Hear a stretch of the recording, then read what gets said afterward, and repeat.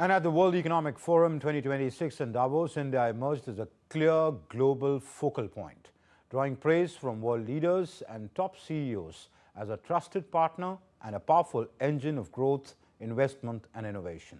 Take a look at this report.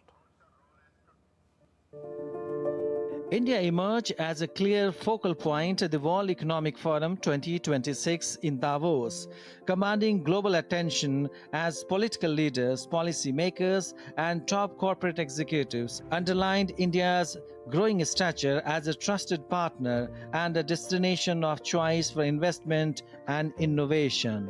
The momentum was led by the European Union, with European Commission President Ursula von der Leyen announcing that the EU is on the cusp of finalizing what she described as the mother of all trade deals with India. We are on the cusp of a historic trade agreement. Indeed, some call it the mother of all deals.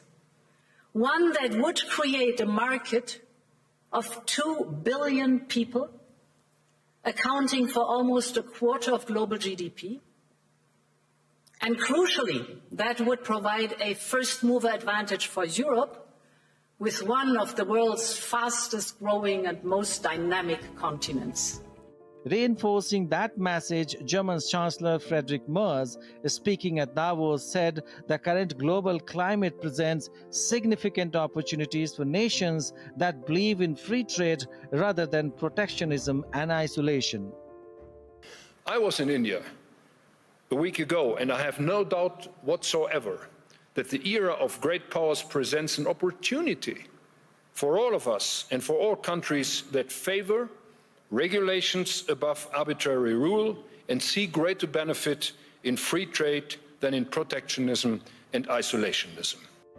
Support for the India-EU FTA echoed across Europe, with Finland's president calling the agreement the right geopolitical decision at a time of global uncertainty. Europe is doing the right geopolitical thing, a deal with Mercosur. I won't have issue with what the European Parliament decided on that yesterday, but nevertheless, moving on. Or a free trade agreement with India. So you're going to start seeing Europe and other players. So this is, in very many ways, I believe it is Europe's moment.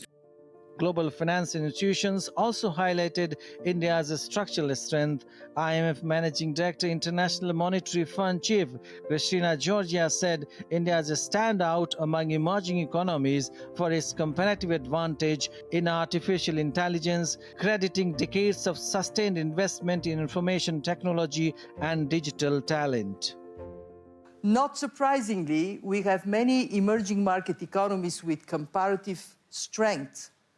Saudi Arabia would be one of them. Actually, India would be one of them because of the bet on IT that India is making that are in the higher spectrum.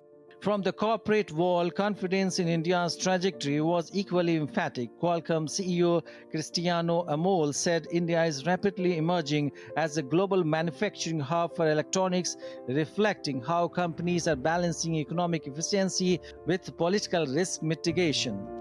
Senior Vice President at Google Alphabet, James Menica, highlighted India's transition into a premier hub for high-impact AI research. KPMG International Global Chairman and CEO Bill Thomas said India's evolution reflects extraordinary momentum in both physical and digital infrastructure, creating a strong foundation for long-term growth. Perhaps the strongest endorsement came from Blackstone CEO, who said that India is now Blackstone's #1 market globally in terms of returns. From trade and technology to manufacturing and artificial intelligence, Davos 2026 made one message unmistakably clear. India is no longer just a participant in the global economy. It is shaping the conversation and defining the future. Bureau Report, DD India.